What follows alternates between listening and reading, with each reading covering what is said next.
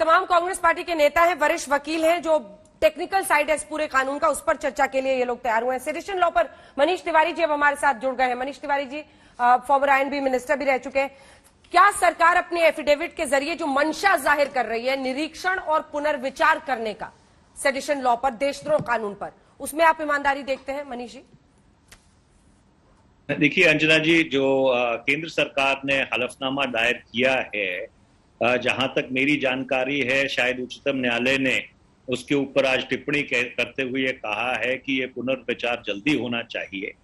और मेरा ये मानना है कि ये जो सेडिशन का कानून है, जो फौजदारी के कानून का एक बहुत ही महत्वपूर्ण और दुर्भाग्यपूर्ण अंश है, इसको जितनी जल्द से जल्द हम हटा सकें उतना बेहतर रहेगा।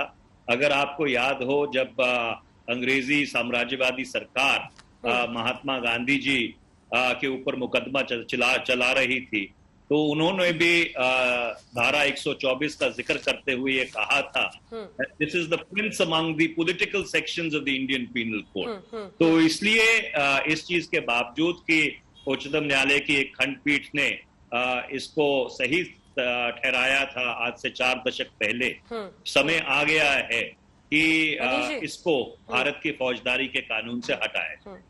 गौरव जी से मैं सवाल एक लूंगी, इस पर आपका जवाब, लेकिन मनीष जी, आज नेहरू जी का नाम भी आया सुनवाई के दौरान, जब कपिल सिब्बल जो कि इस तरह से वकील थे, उन्होंने कहा कि जब संविधान संशोधन बहस हो रही थी तब जिक्र आया था कि इस देशद्रोह कानून को खत्म करना चाहिए। इस पर सॉलिसिटर जनरल ने कोर्ट में कहा कि उन्होंने, जो नेहरू जी ने कहा था लेकिन किया नहीं, उसको ये सरकार करना चाहती है। मनीष,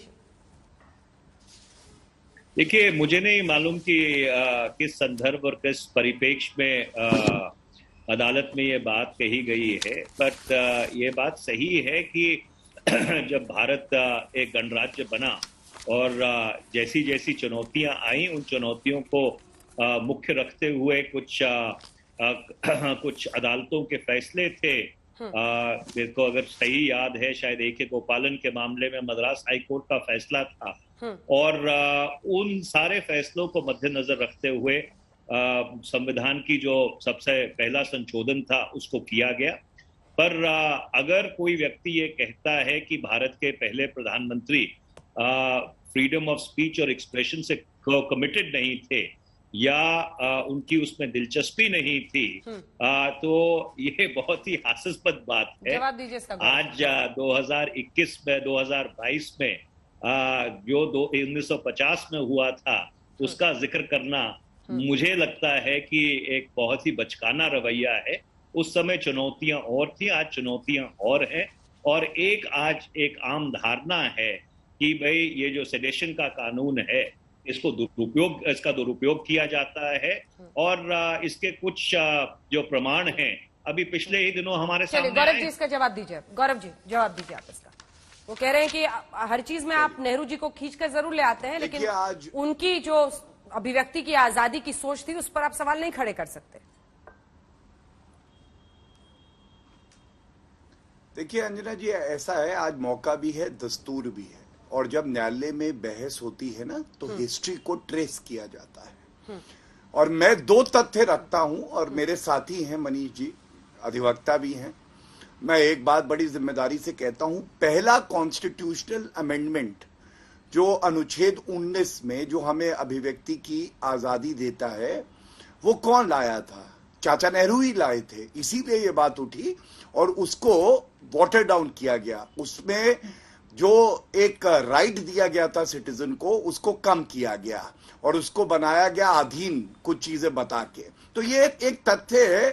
ये ऐतिहासिक गलतियां करते रहे और ऐतिहासिक गलतियों का सुधार मोदी जी कर रहे हैं, चाहे वो सेडिशन का लॉ हो, चाहे अनुच्छेद 370 हो। दूसरी बात, केदारनाथ जो है, ये लीडिंग जजमेंट है सेडिशन के लॉ पे।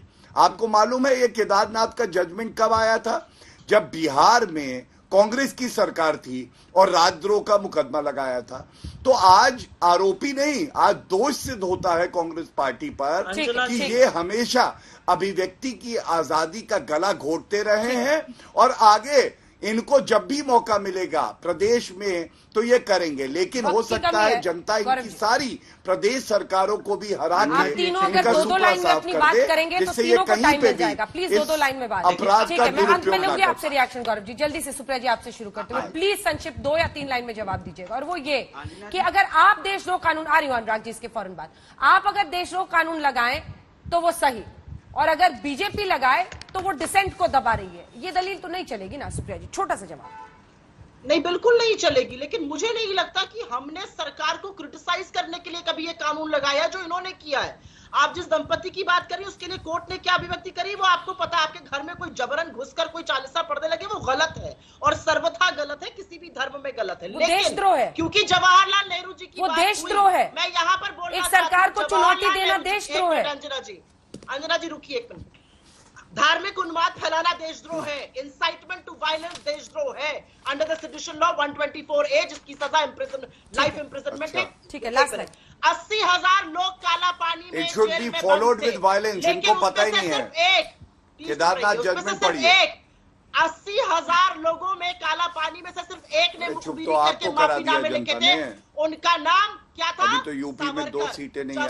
अनुराग जी प्लीज एक सेकंड, प्लीज मान के चलिए कि अगर भारतीय जनता पार्टी ने सही तरीके से कानून का उपयोग किया होता तो आज उत्तर प्रदेश के अंदर में मूंछ पे ताव दे के आशीष मिश्रा जी नहीं जा रहे होते। अगर राजद्रोह का मुकदमा सही लगाया होता तो मूंछ पे ताव दे के उत्तर प्रदेश में अपराधी जा रहा है, कोर्ट में पेश होने आप अंदाजा लगा सकते हैं कि भारतीय जनता पार्टी किस तरह के मुकदमे इनको कुछ पता ही नहीं। इस हिसाब में कॉमेडी शो बनाने के लिए हरा कुर्ता भी रहेगा। मूंछ पे ताव। गौरव जी 2 लाइन में जवाब, 2 लाइन में जवाब जल्दी से देखे रहिएगा। गौरव देखिए, मैं केवल इतना ही कहूंगा, एक ऐतिहासिक भूल जवाहरलाल नेहरू जी ने करी है, उस ऐतिहासिक भूल का सुधार श्री नरेंद्र मोदी जी अमृत महोत्सव जो हमारा है उसमें करेंगे।